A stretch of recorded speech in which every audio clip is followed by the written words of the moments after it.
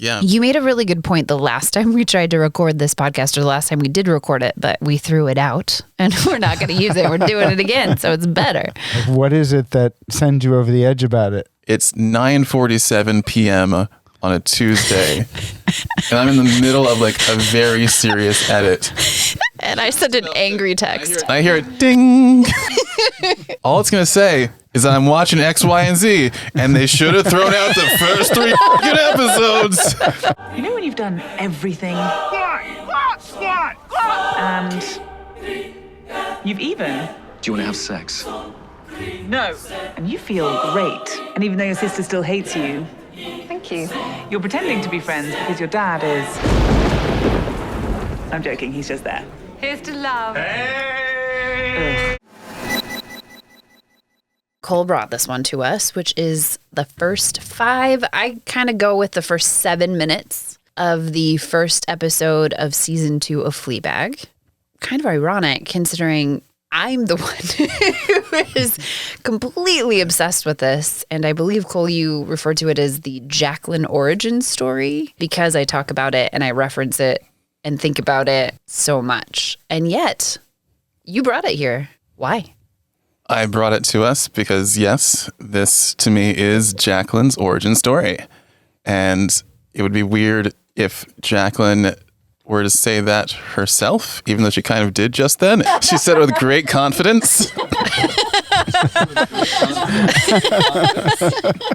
So I'm proposing it for her so that we can all talk about it and have it in the open and in the background of anyone who's listening to this in the future's mind, that when Jaclynn is going to talk about something, she's probably going to bring the principles of... I'm going to say something like, it's like episode 1 of season 2 of Fleabag. They should have thrown away the first 3 episodes and started in the middle. Yeah, that's the number one note that Jaclynn gives everything that she ever watches, everything that she ever makes me watch, to the point that it makes me wonder, why did you make me watch this if your note was that they shouldn't have released the first 3 episodes? I often will say you could start at episode 5 and I can catch you up. I can catch you up in 2 sentences, everything you'll need to know. That is very true. Thank you for doing that. Mm-hmm. The second reason that I brought this to us is because the amount of times that Jaclynn has brought up the apocryphal story of how this 5 minutes of screen time got written has sent me over the edge. It's the only note that she ever has about anything that she watches. That's not true. It feels true. Because I've sent you over the edge. We're not dating and we are not married, but we might be a married couple. If you mention it one more time, Carol, I will walk off the side of this cruise ship. I am taking Jimmy with me and we are never coming back. Sent you over the edge. The only note I ever have. I'm joking, but it's starting to feel like I'm actually mad. So Yeah. I'm just joking. What's going to happen? It's fine, yeah. Robby was like, his eyes were wide. He's like, oh no, Mom and Dad are fighting. I'm not mad at all. But I would like the court. I would like the record to reflect that I have other notes than just this. But I think it's a really good note. And it comes from my improv training. It's 1 part improv training, start in the middle. And I think Phoebe Waller-Bridge is a phenomenal writer, and I only felt that more rewatching this. So it is a note I use a lot and one I put on myself a lot. Okay, carry on. If you have the mental health to do it, since I've sent you over the edge. And on the positive side, Jaclynn's note with Fleabag Season 2, Episode 1 is also similar to my first question about any series or film that I watch because I hate watching things. My first question about anything now is, how many episodes do I need to watch before I'll know if I'm going to like it? And Jaclynn's note takes care of this. The whole thing is, Phoebe Waller-Bridge, I've read an interview where she said she wrote a different first 3 episodes and then she trashed them. So technically episode 1 of season 2 is the 4th episode.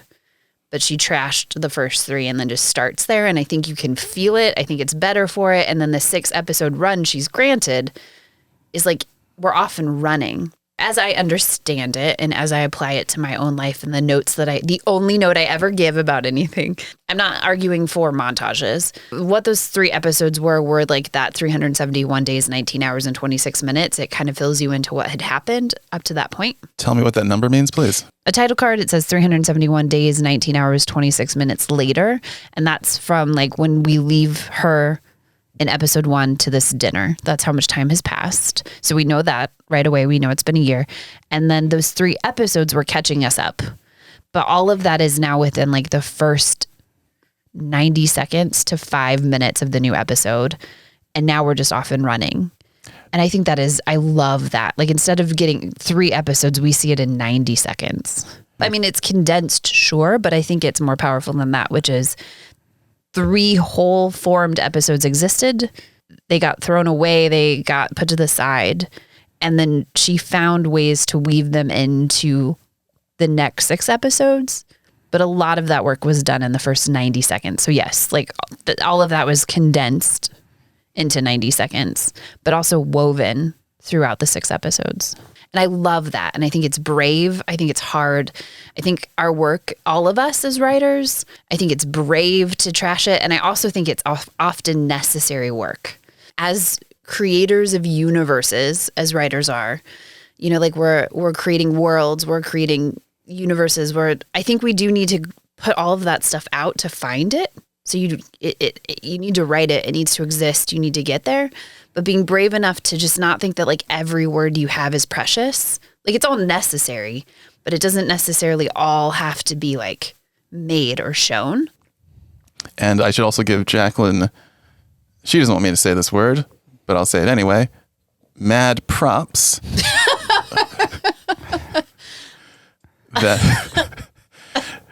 that Jaclynn actually enacted the note on herself while editing her short film Married, where I suggested that after she presented me with a pretty perfect edit that, wow, it's pretty perfect. You should start over. And I did. And it's amazing for it. I think it works if you have the time and the ability to do it. Because one of them was like a technically perfect edit. It's sort of like if you went to editing school and you did all the things you're supposed to do, and it was so boring. Like it lost like any personality. Yeah. So it was like, I was like, oh yeah, like if we had hired out an editor, that's what we would have gotten. Like that's a technically perfect edit, and it's precise, and it is, I don't know, film school editing 101. Start with the wide, move into the medium, hit them with the close on the end, transition out, rinse and repeat. Bada bing, bada boom. Boring as So all boring. get out. Yeah, so boring. And so we scrapped it. So like doing that extra edit was like, I needed to see what a perfect edit looked like to know sort of what I was doing and what the tone of my film was. And it's like that it's funny and it's a little Mr. Bean-esque and it's supposed to be kind of imperfect. And I wanted it to be funny, not perfect. And I needed to do that. I didn't know that. This montage, because I hate montages generally because the joke behind them is usually, isn't it cute that we made a bunch of stuff for you to kind of sort of ignore?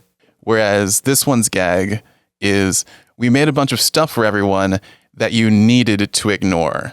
Like we needed to get past this to get to the actual good stuff. It's a gift to the audience in which we're going to start you in the middle, but we're not going to start you blind. Right. And so you're not going to be lost. I mean, it opens with a like, what the F, right? Which is, you know, good storytelling. Like, what's going on? There's a bloody nose, there's a male voice, and there's a woman on the ground that she hands a towel to. Like, what is this? It's brand new to the world. This doesn't feel anything like season 1. So it does that. But then it goes into, it gives you everything you need to know really fast. It does not keep you clueless. It gives you so much information. I am so glad we came back to do this because I sat with it a lot. And I've sat with it a lot for years. But I would also argue it's not a montage, it's many things. And it's more than a montage because I'm also not arguing for montages. I would like that also on record.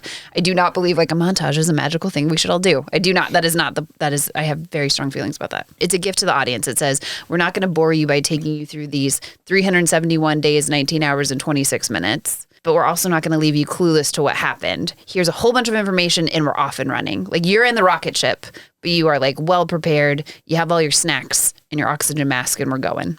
And to me, that's a gift. So now I just get to watch fun, crackling, interesting stuff. I don't have to watch like Fleabag's in boot camp doing squats and then she's eating good food and I don't have to see her healing journey. I don't have to see her like come up with chatty Wednesdays for the cafe. Like we're just like, we're in. Yeah. I guess then I would say, on first glance, I like to make fun of you for loving this intro so much because at first glance, it's a montage, but it's not, in fact. And I'd love for you to take us through beat by beat, helping illustrate how much more it is than a montage. It's so cool, guys. Also, Robby, do you have feelings about this? No, or like, because this is you're seeing 10 years of relationship play out Robby's right here. really just like seatbelt on. Here we go. No, I got nothing to. Have I sent you over the edge yet? No. Actually, Didn't even know I'd sent Cole. The more I just wanted to know a little bit more why Cole was sent over the edge before you got into it. Like, what is it that sends you over the edge about it? I don't believe you. The moments when it is true that I am sent over the edge is when it's 9:47 p.m. on a Tuesday and I'm in the middle of like a very serious edit. And I sent an angry text. I hear it ding. All it's going to say is that I'm watching X, Y, and Z, and they should have thrown out the first 3 fucking episodes. I don't need that text. That's true. That's happened a lot. I was listening to the Smartless podcast with who's the Edgar Wright. Oh, I love it. Oh my God, that's another Also, Jaclynn. Another Jaclynn Cole. Old Jaclynn effing dragged me to in-person Edgar Wright screenings and interviews so that I could find out that Jaclynn really likes match cuts. Wait, match cuts? That's a whole other man. You just stumbled into a whole other Jaclynn Cole 10 years worth of prop. I did not go to film school, and Cole for some reason has really enjoyed collaborating with me, but I will try to describe things and I will describe what I like wrong for ages. So yeah, I was like, no, it's like I love his whole directorial style. I love all of it. I love this. I love that. And Cole's like, okay, let's go. And then it's just I like what I could have said was I like match cuts. Which I do. Took us to a very serious screening of Baby Driver. Baby Driver. And I'd never seen an Edgar Wright film before. I do really like Edgar Wright. I love the Cornetto trilogy. Shaun of the Dead, Hot Fuzz, World's End. Yeah, I really do like those films. I do. You were saying something else. I want to listen, but you stumbled accidentally into yet another Cole and if you say the words La La Land, it is over for Cole and I tonight. No. So they were asking Edgar Wright if he ever had plans to do like a TV show, and he said no. He said, I like to tell stories in this form, and I feel like a lot of TV shows, and I'm gonna have to go back and listen to this, but it was a point about how long it takes to get into the meat of a TV show. And he said, a lot of the times you'll be talking to someone and you'll be saying, oh, I'm watching this thing, but I don't really like it. And then the person will say, just wait until you get into the 4th or 5th episode. And he's like, I don't want to do that. I want it to be good right away. Me too. And this is one of those things. Why are you choosing to make a movie? Why are you choosing to make a TV show? And why do you choose the format that you're using to tell it? Like, someone described a lot of TV now as very literate, or like Charles Dickens used to write all of his novels in sections in the newspaper. And this is this exact same thing. Like, it doesn't always. It might work better as a movie than it does as a TV show. But if you're going to use it as a TV show, then what you have to do is it follows a very specific way of telling a story. Right. And if you're going to stretch it out like that, then you want to keep the marrow. You want to keep the meat of the story. I have a rebuttal to your Dickensian bullshit. Oh, here we go.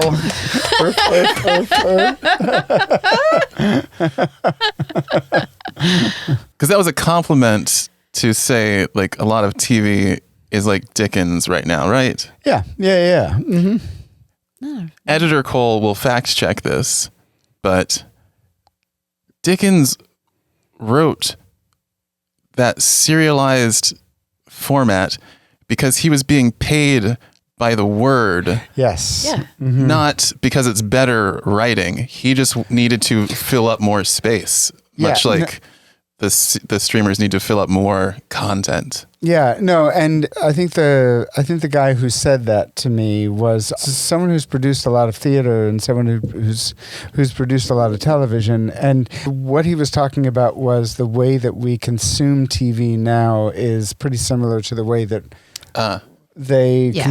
people consumed these newspapers in the past. Being very aware that of the medium in which you're working. So, which sounds like your same argument, Cole, of like it's being written in a way that meets the demands of the capitalist structure. Yeah.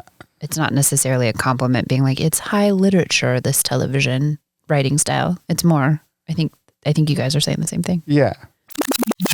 Do you want me to break it down? Because it's interesting. I time coded it. So it opens, like we talked about this, so it has the title card. We know how long it's been since we last saw her, 371 days, 19 hours, 26 minutes. Then it opens in a bathroom scene. So we have just the back of Fleabag's head, but we immediately can recognize her. It shows that she has a bloody nose. And the first voice we hear, I love this. I think it's so brilliant. So we see her, we know she's there. But the first voice we hear is, we do not know this yet, but sexy priest, hot priest. So we hear a man's voice first. And he says, can I do anything? Can I do anything? Which is also very like foreshadowy. And she says, no, thank you. And the sexy priest's voice coming from outside of the bathroom? Correct. Yeah. Outside of the bathroom, calling in. She's cleaning off the blood on her nose, like off of her teeth. And then she looks at the camera. So we now know the conventions of the world stay the same. She's still going to break the fourth wall and look at us. And she says, this is a love story. Brilliant. Because it looks like a crime drama. And then she hands a towel to this woman kneeling on the floor, like WTF, who also has a bloody nose. And then it cuts. And that's 1 minute. So like that opens with this, like, what is going on? We have no idea. There's classical music playing on the background. It's very slow. And it's really taking its time to do everything that it's doing, because what comes next is boom, boom, crackling. Boom, boom. Yeah. Mm-hmm. Great point. Great point. Not quite a Chekhov's gun, if you will, but I think there's a lot of foreshadowing in this first 7 minutes. Then it cuts over and now we're in the dinner scene. And this is 90 seconds, which I think is brilliant. And this is when it feels like it's a montage. And this is when I think we're getting really like the condension. Totally a word. I went to state school. I would know. Condension of those first 3 episodes. Now we have this like 90-second run and she looks at the camera. So right away she's looking at the camera and talking to us. And she says, you know, you've done everything.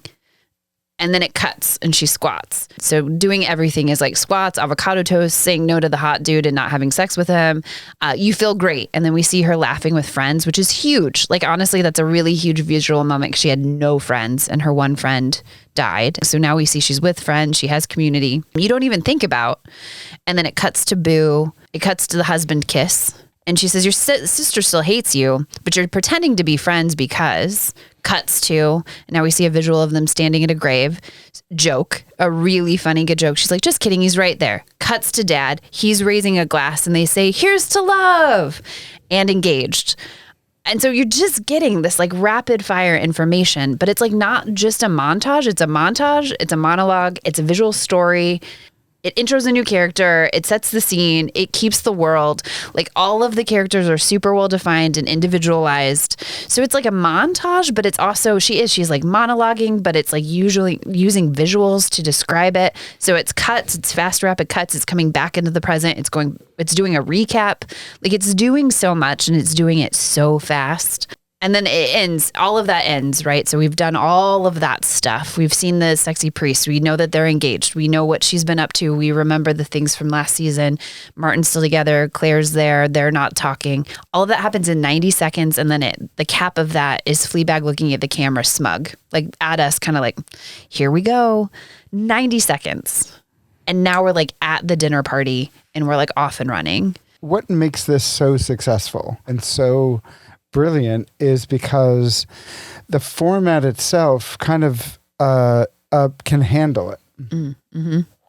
Fleabag is a show that has a lot of these quick cuts, a lot of these flashbacks, a lot of these things built into it. That's fair. So when she opens it up with this montage, which I totally agree with you, like it's so much more effective. I don't want to see those. I don't doubt that she could write 3 really good episodes, and they would convey all that information and be very effective. But what really makes it so powerful and so funny and so wonderful, especially within the context of that particular episode, is because she has already trained us to see all that and to be used to it. And it's a little devastating, like within the episode. And it's also, I so admire it. I so admire it. Like that it is able to do that. It is able to communicate what it does. It's able to move us forward, and it's able to introduce everything that it needs to in order for us to understand what comes next. And that is no small feat. Yeah. Your point, Robby, about the visual language of it and the storytelling language that it established prior to. Great point. And that this moment couldn't exist without having already done that. That's such a specific language that it shouldn't and couldn't be applied to a lot of other types of stories. That's a great point, Robby. Like you've brought us to enjoy slice of life as a genre. I'm trying to imagine how dead the dog would be if we had to rewrite my life as a dog. As a Phoebe Waller-Bridge. As a Phoebe Waller-Bridge joint. Yeah, that is, I mean, it's a great point. There have been sequels that I've seen that have announced themselves in the opening scenes as "we're back," and it, which is not what made the movie itself the thing that is based on good. And what's coming to mind is 48 hours and another 48 hours. So the first season, it seems to me, she is really trying to forgive herself. She is dealing with a lot of self-hatred and a lot of guilt and shame over what she did. And it comes out with in the low point of her family abandoning her, which is really the only people she cares about and are the only people who care about her. And then in the second season, that matters less. She has improved to where she's not as concerned about what they think of her. She is trying to be, it's going to be awful. She's trying to be her best self. Or maybe you can No, that's all right. That's live, laugh, love. I mean, it feels like such a cliche, but in what happens throughout the second season, she's very much her own person. What that does is it takes that, it uses the language of everything we've seen before and transforms it and shows us something new about this character. And then the character, like you said, is off and running exactly like that. I know I don't mean to be hyperbolic. I don't mean to be over enthusiastic, but it really is a miracle. So in season 1, a beautiful thing that does is it does not give her really a redemption story. So she doesn't come out. It's not a real hero's journey. Mm-hmm. She starts low and she ends low, right? So she ends with her family abandoning her. And if anything, she's revealed to be more of a terrible person. So she's not just depraved. So she's a complicated character who stays complicated. She doesn't really get resolution. It's the flat line of Hamlet's arc. The flat line of Hamlet's arc, exactly. I was quoting Kurt Vonnegut for Robby. Oh. That's right. That's right. Robby totally knew that too. Anyway. Thank you. We don't close on the cafe being a success and she's eating avocado toast and she's laughing with friends, which is really unique that it ends like that. Mm-hmm. So it's everything's bad in her life, but we get a tiny little belief that perhaps there's still a little flicker of hope, which makes season 2 very easy. It naturally lends itself to doing what it does. Yeah. Because of the way it's created. And Ted Lasso does that too. And I find that very cool, where like when like the hero's journey is across episodes or it's like across seasons, and like Ted Lasso does that. And I think it's really cool too, where it's like, it's the 3 acts are each season. Yeah. Act 1 is season 1, Act 2 is season 2, Act 3 is season 3. So I think that that's really kind of cool and compelling and challenging to do. And like, you know, it's hard to have a whole season that's just like Act 2, because Act 2 is like inherently kind of, you don't have the rise and fall that takes people on the journey sort of thing. You're like right in the middle. Part of what sends me over the edge about this is that I don't think you can ask this level of effort from 99.9% of humans, much less humans who are under a deadline and or doing this for a living. Agreed. That's fair. And Robby, you expanded on that when we were talking about, well, Apple TV has announced the season's going to be airing on XYZ date. Yeah. There's a practical side to it, which is there's not a lot of like, I don't know how many people are in a position where they can go, you know what, I wrote 3 things.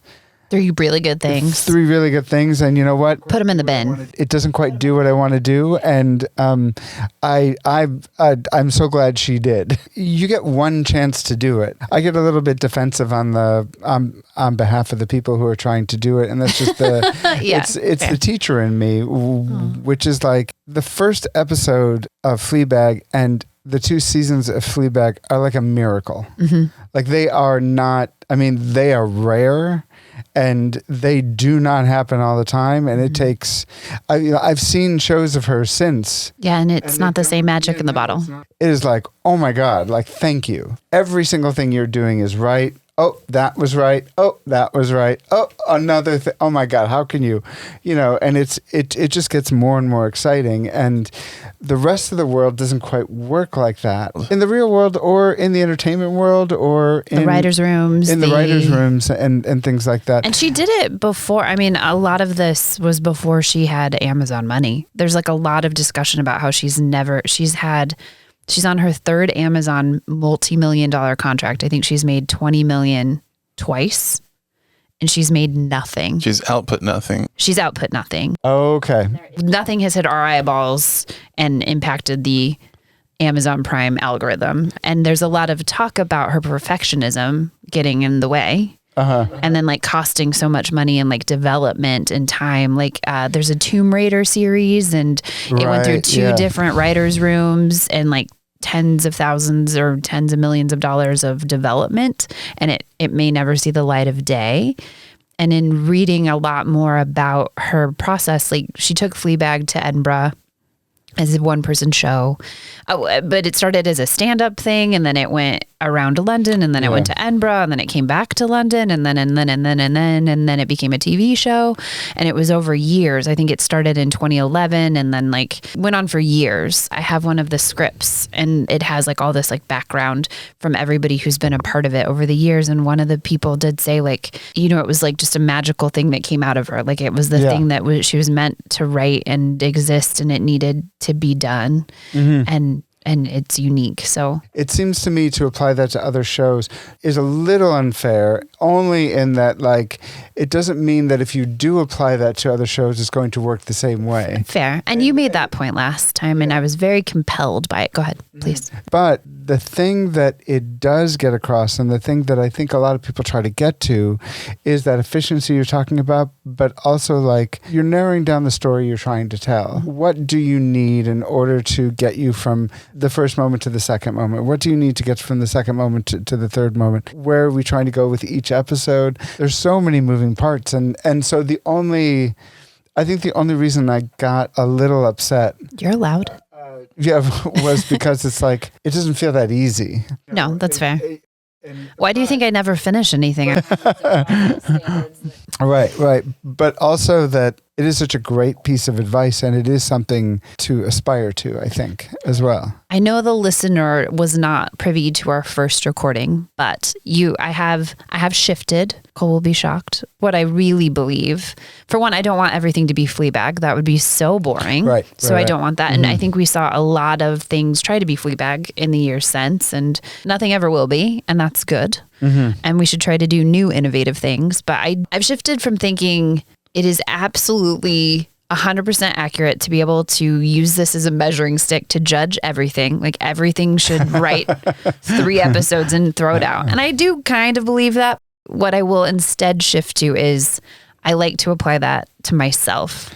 Right. What I aim for is, and what I wish everything could do at a perfect level is, like what is interesting? What story are we really telling? And sometimes that takes work. Like you have to kind of write through until you're like, oh, this is the thing. This is what's interesting. This is the surprise. And how do you get there efficiently? And I have yet to ever sit down to write something and it never is about what I think it's about. I have to write a while before I'm like, oh, this is actually, it's about Q. I thought I was writing about A, B, and C. It's about Q. And now I know that. So now let's play with Q and like, let's focus in on Q. And I don't need all this extra stuff. So I have turned it into a goal for myself. I do still think it's a worthwhile note of like, you don't have to watch the first 3 episodes. I can sum them up in a thing, or like, you don't need the first hour and a half of that movie. You could just watch this part. And I mean, I'm a person who likes scenes. We bring scenes to this thing because I love little vignettes. I quote Hemingway to Cole all the time. I love efficiency of story. I don't want to hear this ever again, but other people should. Could you tell the whole Hemingway story, please? The full word for word, the story that you always quote. For sale, baby shoes, never worn. It's the shortest story. And it's heartbreaking and brilliant. And you go on a whole journey and you know everything you need to know. Yeah. Yeah. I mean, we talked about it last time we recorded. Again, I don't know when people will hear this, but I think I got my efficiency of storytelling and my love of like visuals helping that out from you, Cole. Oh. Yeah. So you can be mad about Hemingway, You heard it here first, folks. You heard it here first. I learned it by watching you, Cole. I love you just go, oh.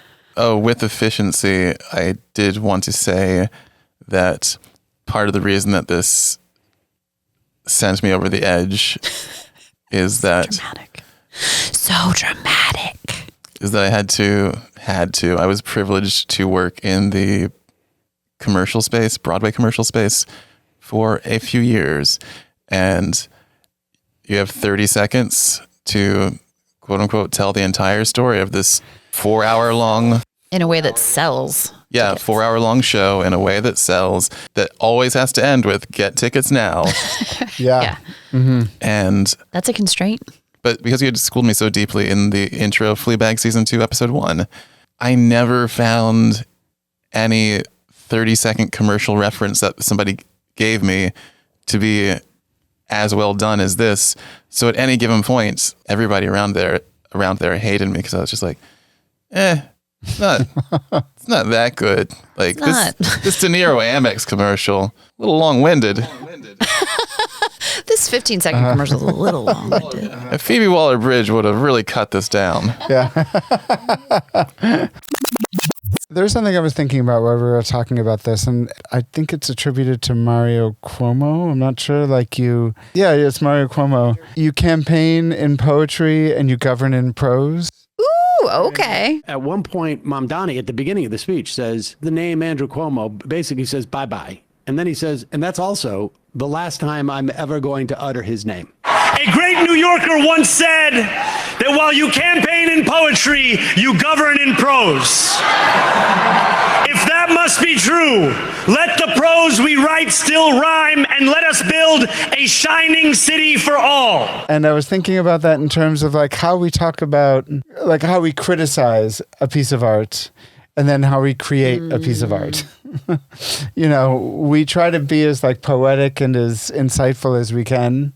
But then when we sit down and write something, it is really like, I got my first act I got to introduce my characters. I got to figure out how to get you to like understand who they are. I got to understand, there's a second character that they fall in love with, and I got to figure out like who this person is. And like, that's like the work, like that's all prose. But when we talk about like how we criticize or how we elevate another piece, it's like it's all in poetry. Like we want to sound great because we want to be as great as the thing that we love. Damn. I feel a little red to filth, and also like, wow, yeah, that's true. I used to write reviews of off Broadway shows for this website called NewYorkTheater.com. I did not know and that. I was not very nice when I did no. it. I was not, because I was like, I want theater to be a certain way, and I want it to work a certain way. And I said some pretty awful things. I mean, I said some very nice things too, but I said some very, very awful things. And I regret doing that. Like, you can probably find these things online, and I've called people out in a way that wasn't very nice, but that I thought was witty and I thought was fun. And I just regret. Just for context, this is Robby reading a quote. About my play, Robby writes, "At some point, though, the show became too large, too precise, too polished. I'm trying to be upset, but honestly, that's not the worst review. Is it possible that Robby is just too nice to be a proper critic?"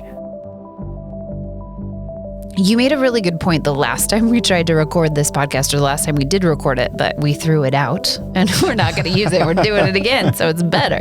Help me find a better word, because this isn't the right word, but you were more defensive. You were like really struck by this. Was all new for you. You'd never heard me say it, and you didn't like it. You were very like, well, the way it's done is the way it's supposed to be done because it was done. Like, each artist gets to do the thing their way. Don't tell them how to do their art. And I just think that's beautiful. I think you're right. This is one approach, and I think it worked really well in this case. And I think it's like a tool we can all pick up and try. But like, there are many ways to do great things. I've given a lot of thought about the things that I critique in others are really just the abusive voices I say to myself. Yeah.